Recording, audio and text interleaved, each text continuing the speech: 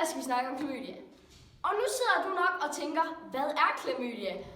Og det får du at vide lige nu. Klamydia er en sexsygdom og har udbredt sig meget gennem årene.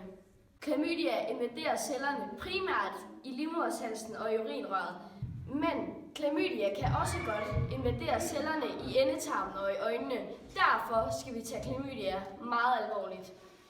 Jeg har været ude og snakke med Morten fra Ung Mod, og lad os lige se, hvordan det forløber sig. Hvorfor tror du, tallene for klamydia stiger? Tallene kan stige, fordi der er rigtig mange unge, som glemmer at beskytte sig.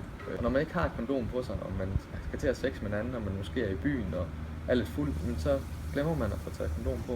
Gør I noget for at forhindre klamydia generelt?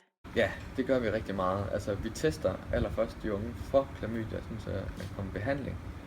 Og så gør vi rigtig meget i at oplyse dem omkring, hvad kan der ske, hvis man har klamydia, og man ikke gør noget ved det.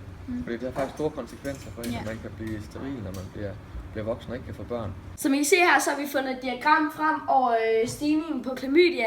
Og I kan se her, at fra 2011 til 2013, der går det egentlig en lille smule nedad, men det tager så en drastisk stigning her i 2013, og bliver egentlig ved med at stige op til 2015.